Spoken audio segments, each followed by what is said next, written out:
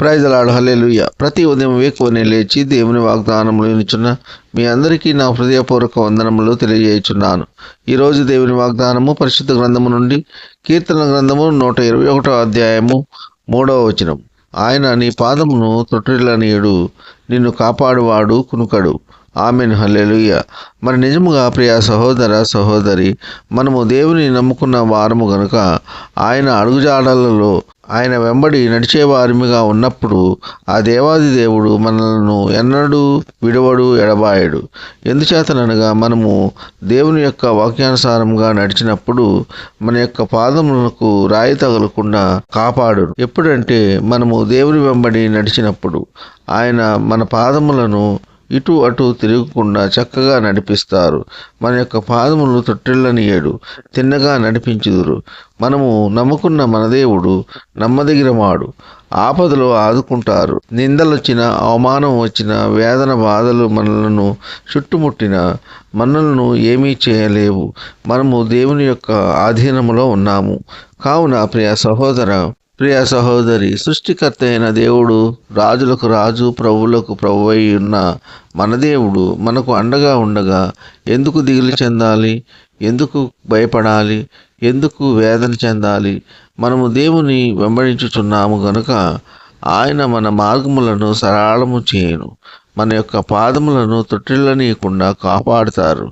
దేవుని వాక్యమునకు లోబడి రక్షణ పొంది బాప్తిస్మము పొంది దేవుని చిత్తము నెరవేర్చే వారిగా ఉన్నప్పుడు ఆ దేవాది దేవుడు మనలను ఆదరిస్తారు, చేరదీస్తారు, సహాయం చేయగలరు. రాత్రింబవళ్ళు మనకు ఎటువంటి ఆపద సంభవించకుండా దివారాత్రములు మనము ఆయన కాపుదలలో ఉంటాము. ప్రియ సహోదర సహోదరి, మనము ఆయన కాపుదలలో ఉన్నప్పుడు మనము చింతించని అవసరం లేదు. ఏది అవసరమో అది దయచేయగలరు.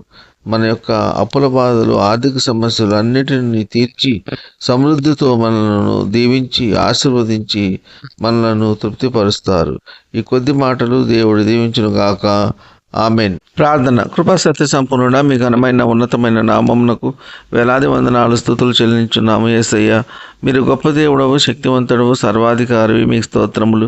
ఈ వేకువనే లేచి ఎందరైతే మీ యొక్క వాక్యమును విని మిమ్మల్ని అంగీకరించి ఉన్నారో అటువంటి బిడ్డలను దీవించండి, ఆశీర్వదించండి. ఎందరైతే మీ యొక్క వాక్యమును వినక లోకం తట్టు, పాపం తట్టు తిరిగి ఉన్నారో అటువంటి వారందరూ మీ యొక్క వాక్యమును విని మారు మనసు పొంది మిమ్మల్ని స్తుతించి ఆరాధించే కృప దయచేయండి. వాక్యము ద్వారా తెలియజేసిన రీతిగా ఆయనను నమ్ముకున్న బిడ్డలను సరి అయిన మార్గములో నడిపిస్తారని, ఎటువంటి అపాయములు దరిచేరవని, దివారాత్రములు ఆయన బిడ్డలకు ఎటువంటి హాని జరగకుండా కాపాడతారని వాక్యము ద్వారా సెలవిచ్చి ఉన్నందుకు మీకు స్తోత్రములు. ఉద్యోగం లేని వారికి ఉద్యోగములు దయచేయండి. వివాహములు కాని వారికి వివాహములు జరుగులాగున మీ కృప ఉంచండి. వ్యాధిగ్రస్తులను స్వస్థపరచండి, బాగు చేయండి. గాయపడిన వారి గాయములను స్వస్థపరచండి, బాగు చేయండి. ఉద్యోగస్తులను, వ్యాపారస్తులను, కూలి పని వారిని కాపాడండి. మరియు ఫ్యాక్టరీల్లో పనిచేసే కార్మికులను కాపాడండి. వారు చేస్తున్న పని అంతటిని సక్రమంగా చేయలాగన మీ కృప ఉంచండి. వారి చుట్టూ మీ యొక్క దేవదూతలను కాపుదల దయచేయండి. ఎటువంటి అపాయములు జరగకుండా మీ యొక్క కాపుదల దయచేయండి. రాకపోకల్లో కాపాడండి. డ్రైవర్స్ను, పైలట్స్ను కాపాడండి. వాహనములను నడుపుచుండగా మంచి తెలివి, జ్ఞానమును అనుగ్రహించండి. వారి చుట్టూ మీ యొక్క దూతలను కాపుదల దయచేయండి. ఎటువంటి అపాయములు జరగకుండా మీ కృప కాపుదల దయచేయండి.